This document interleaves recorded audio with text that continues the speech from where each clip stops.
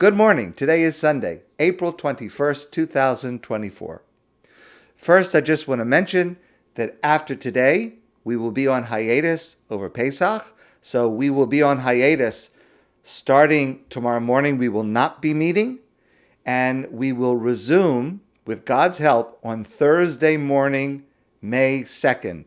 That's in the morning, and also Thursday night, May 2nd, at 7 p.m., back to 7 p.m. So everything is on hold until Thursday, May 2nd. But please remember that I do send out daily emails on all of the weekdays, even if we're not studying together. If you are not already receiving my daily emails, just follow the directions in the description under each recording, and I would be more than happy to add you to the list. You'll be able to receive links to both the video and the audio every day, even the days that we're not studying together. So if you'd like that, please send me an email and I will do that. Allow me to share with you this morning 2 insights into the Haggadah, important messages to think about, and perhaps to share at your Seder. The format of our Haggadah is codified in the Talmud. The Gemara says the way that we tell the story, the structure in which we tell the story is maschil beganus u'masayim b'shvach. We start out talking about our lowly beginnings, and then we tell the story reaching the better parts of our ancestry. And the Talmud explains we do this in 2 ways, and it shows up in 2 different places in the Haggadah. One is the paragraph, Avodim hayinu lepar b'Mitzrayim. We started out as slaves. Don't think that we are always such a aristocratic nation, such an important and influential nation. Avodim hayinu lepar b'Mitzrayim. Our origins are as slaves. And then there's another paragraph in the Haggadah. Mitchila ovdei avodah zara haya avosenu. At the beginning, we were idolaters. We worshipped idols. Don't think we were always so holy and so pure, and we never made any mistakes. We started out as pagans worshipping idols. And of course, we have grown from there. But it is very strange to start the celebration of the birth of our nation by insulting our former selves. Why should we start by belittling our origins? I want to share with you what I believe is a deep lesson to consider at the Seder and all year long.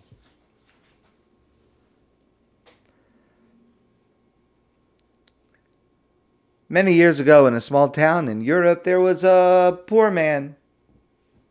He was so poor he had no money to eat. He didn't have money to buy food.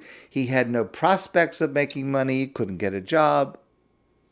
So a friend of his suggested that he should buy a lottery ticket. And a lottery ticket gives him a chance that he could win. And if he would win, he would have a lot of money. He would have no money problems. So the poor man said to him, listen, if I had a couple of rubles for a lottery ticket, I would spend it on food. I don't have money for a lottery ticket. I don't have even the basics. So this friend, who was a kind-hearted person and a generous person, this friend said, I'll tell you what, I will buy you a lottery ticket.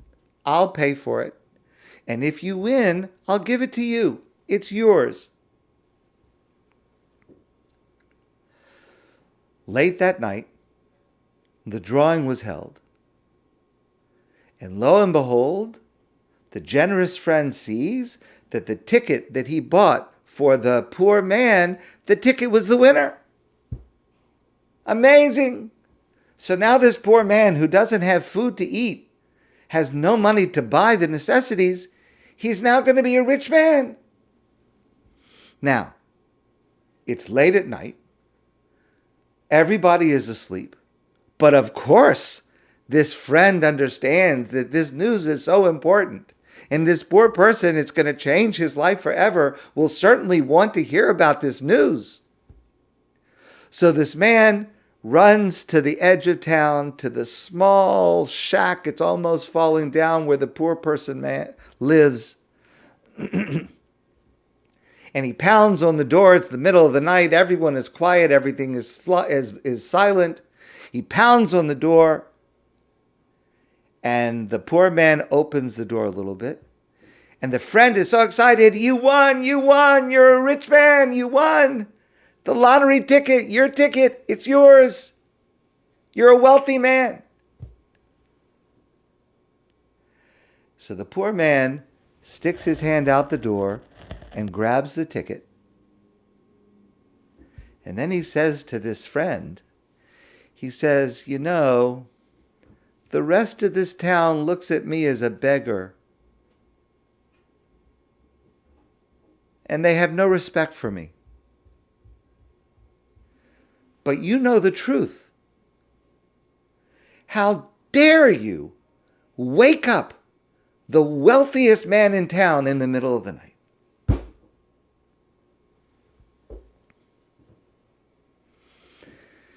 It's a good story, but it's an essential part of human nature, and that is that the more one succeeds, the more one has, the more one forgets what it's like not to have. We take it for granted.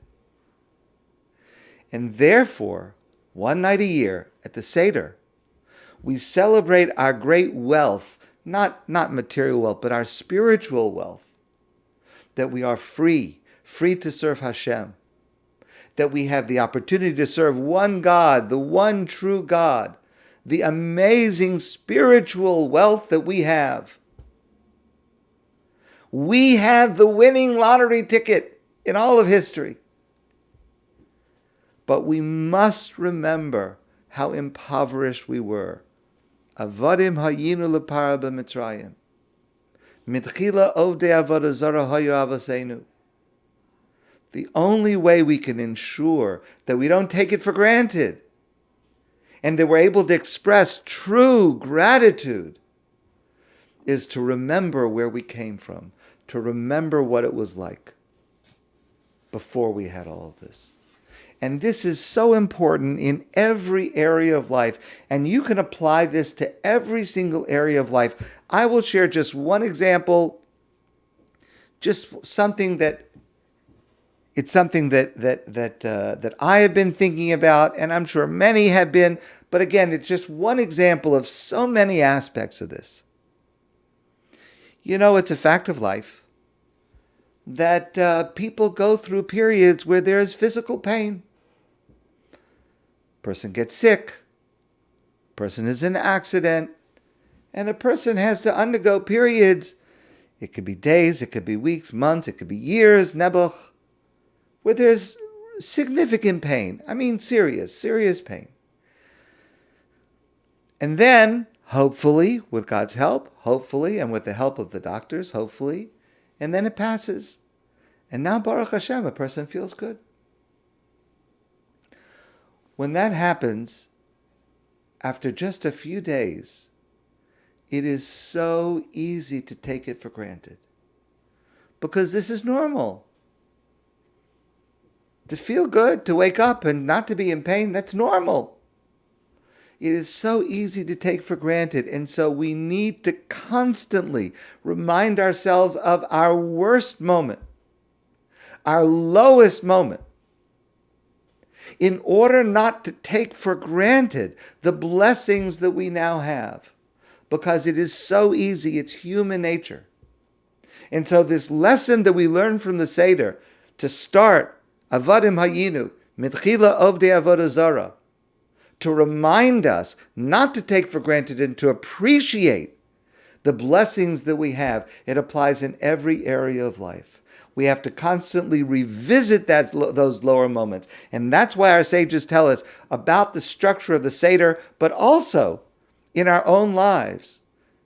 Maskil begnus u'masayim b'shvach. Always remember the difficulties in order to appreciate the blessings that you have.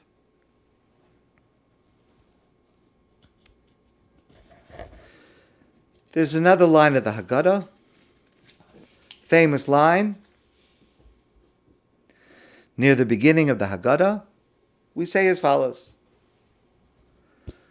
Va'afilu kulanu chachamim, even if we are all wise people, kulanu navonim, and we are people with deep knowledge, kulanu zakenim, we are all elders with lots of learning, kulanu yodim es haTorah, we all know the Torah, even if we all know the entire Torah.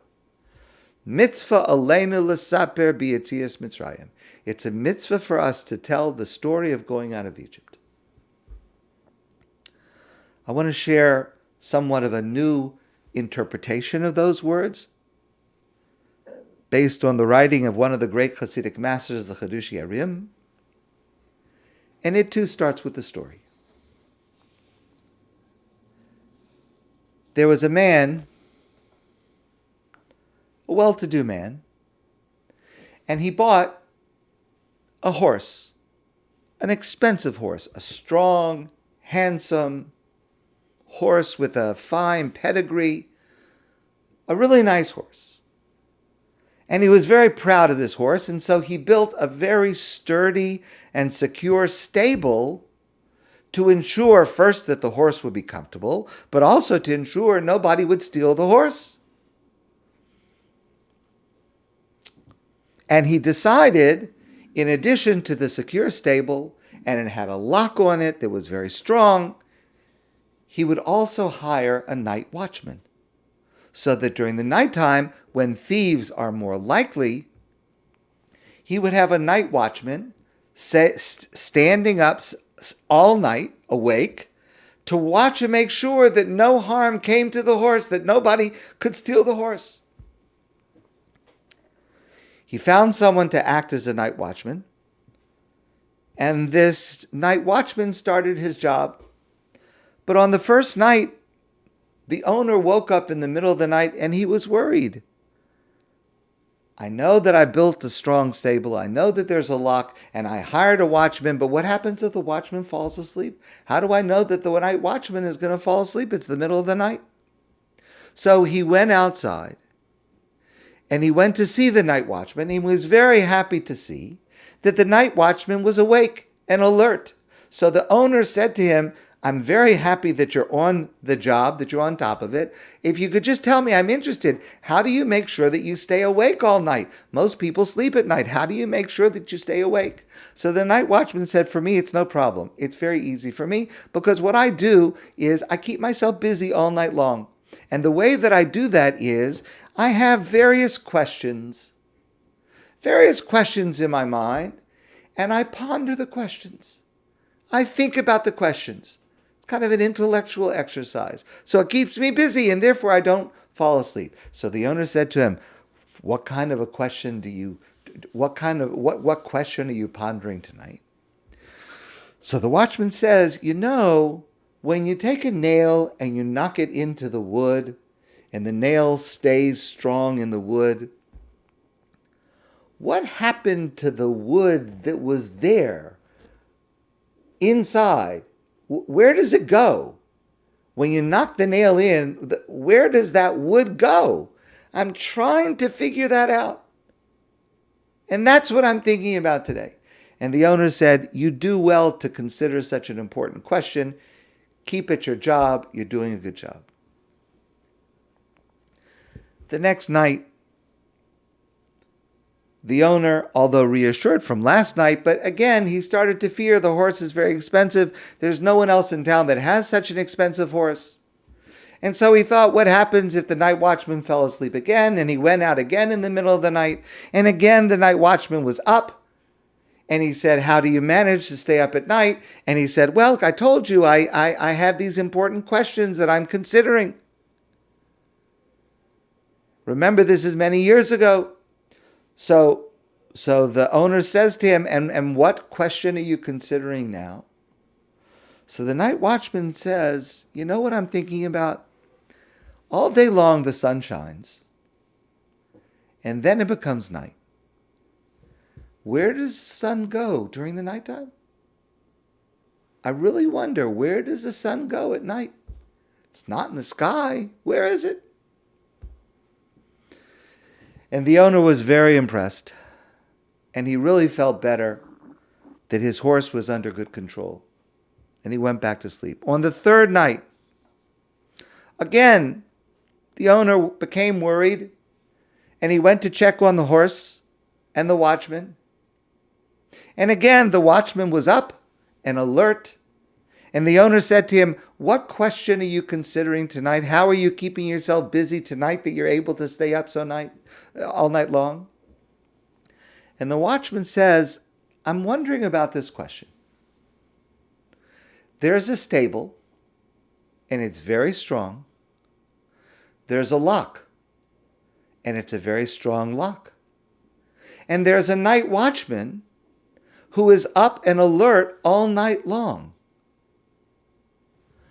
But where is the horse? I don't know."